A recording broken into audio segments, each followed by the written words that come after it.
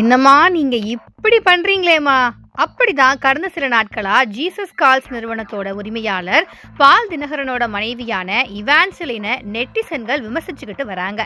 உலக அளவுல கிறிஸ்தவ ஊழியத்துல மிக பிரபலமான ஜீசஸ் கால்ஸ் நிறுவனத்தோட உரிமையாளரான பால் தினகரனோட மனைவி தான் இவான்சலின். கணவரை போலவே அவரும் ஊழியத்துல ஈடுபாடு காட்டிக்கிட்டு வராங்க. அது மட்டும் இல்லாம அவங்க ஒட்டுமொத்த குடும்பமே இப்ப ஊழியத்துல தான் இருக்காங்க. இந்த நிலையில தான் கடந்த சில நாட்களுக்கு முன்னாடி இவான்சலின் பரிதாபமா பேசி வெளியிட்ட வீடியோ நெட்டிசன்களோட கவனத்தை ஈர்த்துச்சு. அதுல தாங்கள் கனடாவில் ரொம்ப கஷ்டப்பட்டதாகவும், அப்போ சொந்த வீடு கூட இல்லாம ஹோட்டல்ல தங்கி இருந்தோம், நாங்க பிரேயர் பண்ணதுக்கு அப்புறமா தான் எங்களுக்கு வீடு கிடைச்சிச்சு, அது மட்டும் இல்லாம ஒரு தேவதை கனவுல வந்து கார் புக்லெட் காமிச்சு இதுல எந்த கார் வேணும் அப்படின்னு கேட்டதாகவும், அதுக்கப்புறம் அவருடைய கணவர் தேவதை கேட்டது மாதிரியே ஒரு காரை வாங்கி கொடுத்தாரு அப்படின்னு பேசியிருந்தாங்க.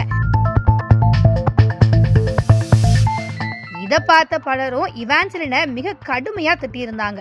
இந்த நிலையில தான் இசையமைப்பாளரும் சமூக விஷயங்களுக்கு குரல் கொடுத்து வருபவருமான ஜேம்ஸ் வசந்த் தன்னுடைய ஃபேஸ்புக் பக்கத்துல மிக நீண்ட பதிவு ஒண்ணு போட்டிருக்காரு.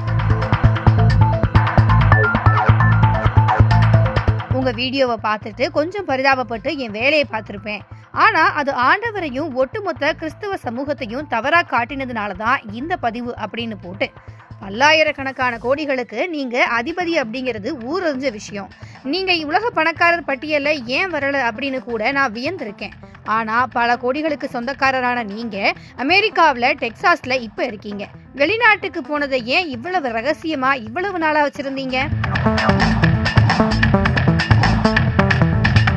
தெரிஞ்சா உங்க வருமானம் போயிடும் அப்படிங்கறதால தானே.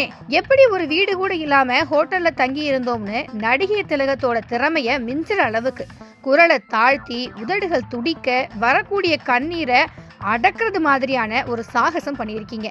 எதுக்காக இந்த தேவையற்ற பொய் நாடகம், அதுவும் இத்தனை ஆண்டுகள் கழிச்சு?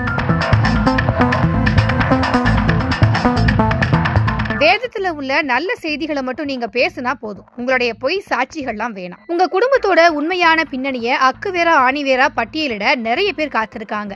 அது கிறிஸ்துவையும் மட்டப்படுத்திடும் அப்படிங்கிற ஒரே காரணத்துக்காக அமைதியா இருக்காங்க. கிறிஸ்தவத்தை கேலி கூத்தாக முயல்கிற பல கோமாளிகள் கூட்டத்துக்கு தலைமை தாங்க உங்களுக்கு எல்லா தகுதியும் இருக்கு.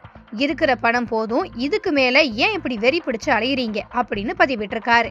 இதனால பலரும் ஜேம்ஸ் வசந்தனுக்கு ஆதரவா கருத்து பதிவிட்டு வராங்க.